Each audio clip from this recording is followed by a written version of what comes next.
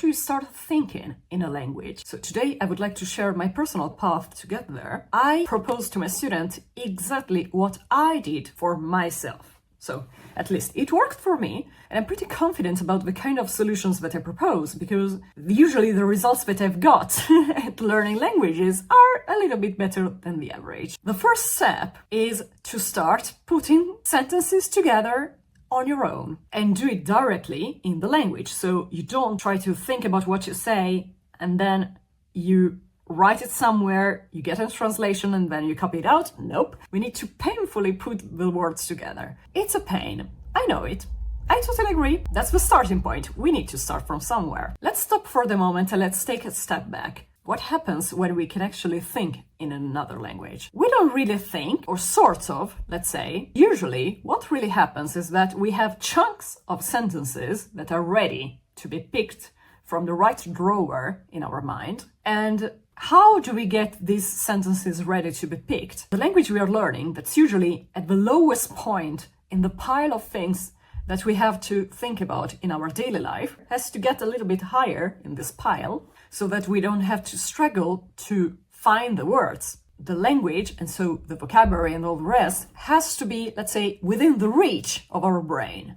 If something is not part, let's say, of our daily life, or anyway, something that we think about sufficiently frequently and regularly, of course it will be much more difficult to go and pick the right words. When we are fluent, we don't actually think about the words specifically, but we think about chunks of sentences. So the idea is that we have to build a toolkit of this sentences chunk that we can use as Lego bricks to put together and express ourselves. What I really like, and that I've always missed in traditional language classes, is exactly the possibility to express myself in a written form calmly without being under pressure because I'm making a test or something like that, and express myself from A to Z. Because the typical kind of exercises that we do in a traditional class is the ton of fill the blanks. But unfortunately, fill the blanks don't help you with fluency. They help you with grammar a little bit, maybe a little bit of vocabulary, but you don't build the sentences. So of course, you're not going to actually train the skill that we need to start thinking in the language. During traditional classes, we do a lot of listening comprehension. It's fine, but we don't speak. As far as I recall, the majority of the speaking exercises that I had in traditional group classes was actually role plays, which I hate. I hate playing roles. Why? Because usually I'm going to use sentences that I don't need. So I'm not motivated to actually memorize what I'm going to use. I want to express myself. I don't want to play a role. Yes, I'm a pain in the ass as a student. I know it. The second thing that I've always loved doing on my own, but unfortunately I've never had as a task in the traditional courses, is reading out loud. This is actually one of the tasks that I always give to my students, especially when they are, of course, beginners. But actually, I'm such a big fan of reading out loud that I also give it to my advanced students as well. For example, we are reading a book.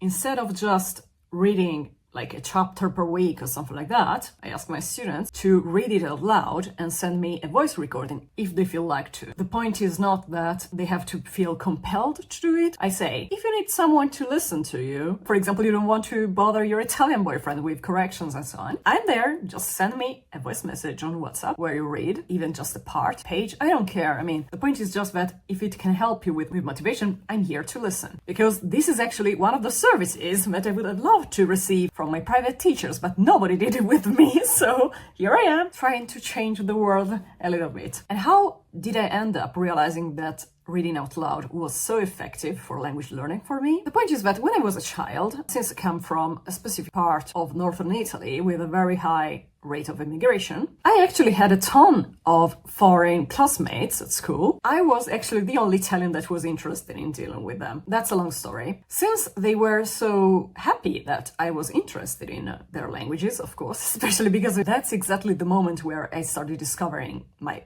passion for languages, an Albanian classmate had translated for me a little text that I had prepared about what I did during a Sunday afternoon, something like that. I was so happy to have received that text translated into Albanian, and I knew the content, so I could grasp the correspondence between my story and the translation. I was so happy that I ended up repeating it so many times that, first of all, I was fluent.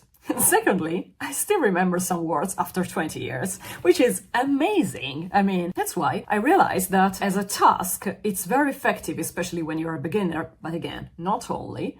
Because when you read mindfully, so you're very aware and you pay attention to every single thing that you're doing, first of all, you are training your mouth to pronounce the sounds of the new language, because literally pronouncing a different language it's a little bit like practicing a new sport. But then, the more you read, and if you don't read just once and say, okay, that's fine, but you read until when it flows well, you are repeating. And the more you repeat, the higher the chance that some words here and there, or some bits of sentences, are going to stay in your mind, which is actually what we want, because this way we memorize without even realizing it. So actually memorizing certain texts, like short texts or so, is the third thing that I strongly recommend, because it's a little bit like a base jump for paragliding. So when you paraglide, you need a base to jump from. The same applies to language learning, and the reason why people pass through all the levels but end up at B2 or C1 and they are actually unable to speak